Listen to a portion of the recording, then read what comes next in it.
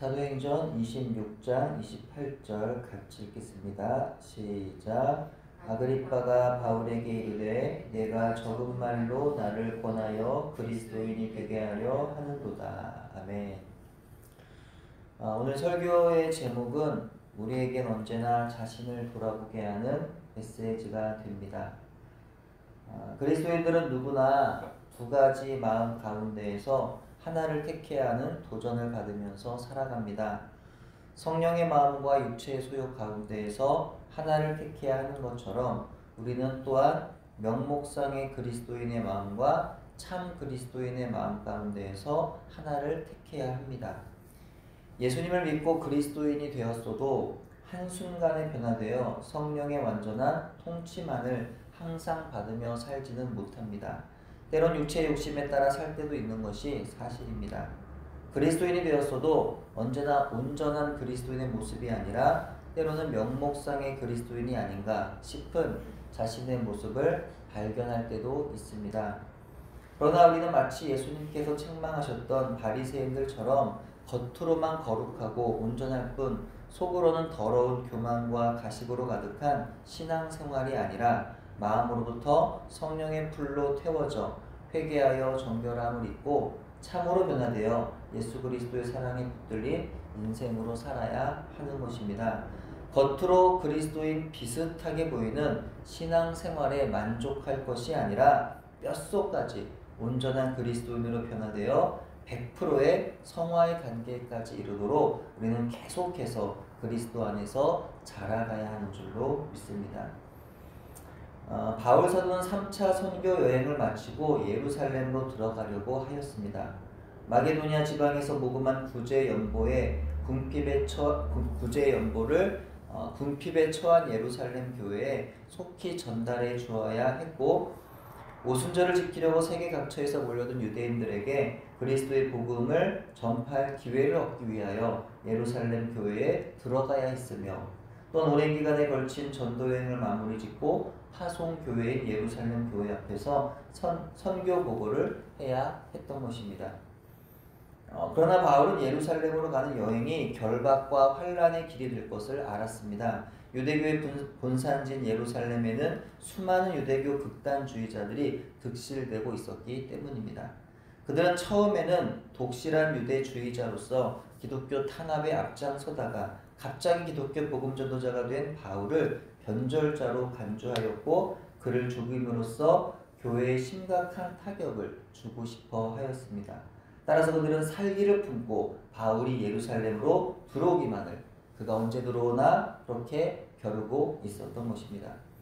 이러한 상황에서 바울의 제자들이 성령에 감동되어 바울의 예루살렘 행을 만류하였고, 아가보라고 하는 한 선지자가 바울이 예루살렘으로 올라가면 유대인들이 그를 결박하여 이방인의 손에 넘겨줄 거라 말하자 바울의 동료들조차 바울의 예루살렘으로 가는 길을 멈추기를 권면하게 됩니다.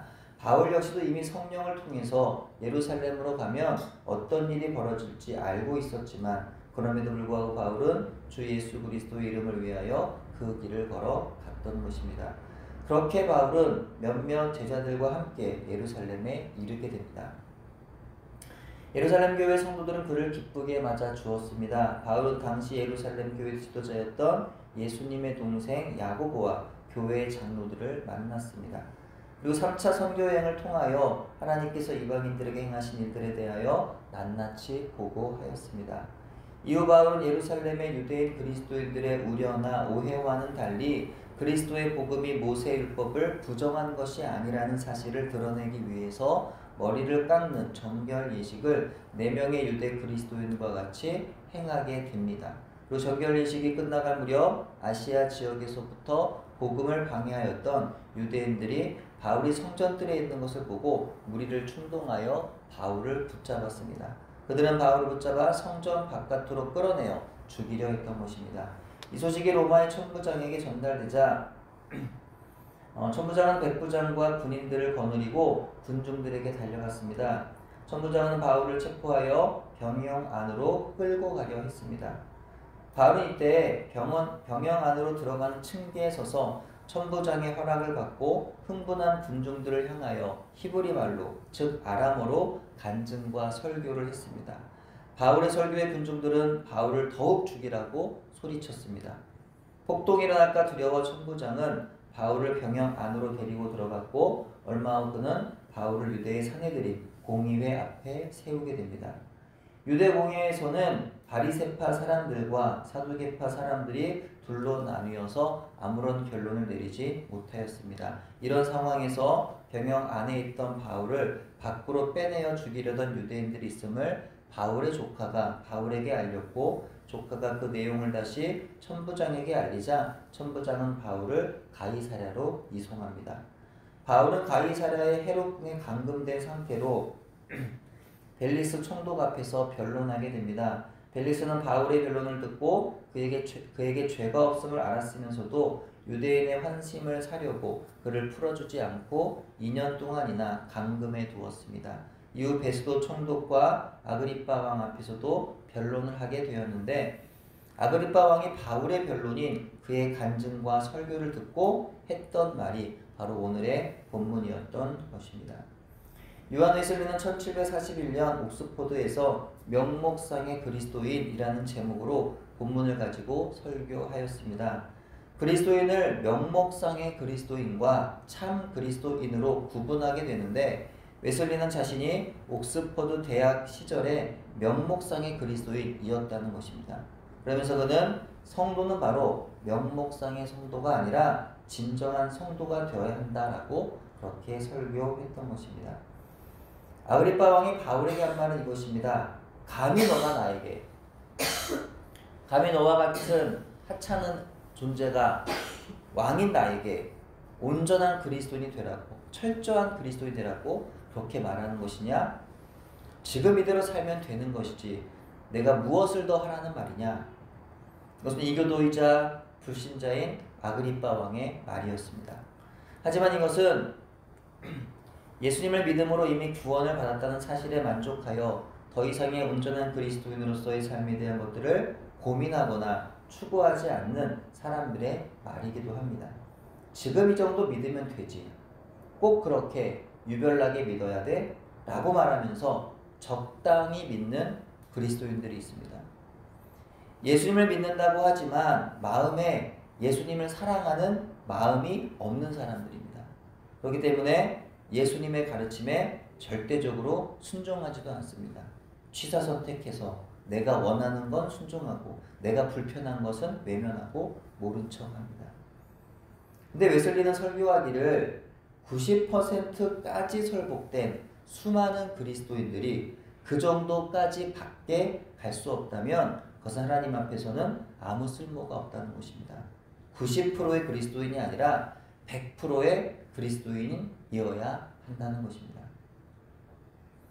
명목상의 그리스도인에는 이교도들이나 불신자들의 정직함도 포함이 됩니다. 그들도 진리에 대해서 가치를 부여할 줄 알 뿐만 아니라 서로 사랑하고 도와야 한다고 생각합니다.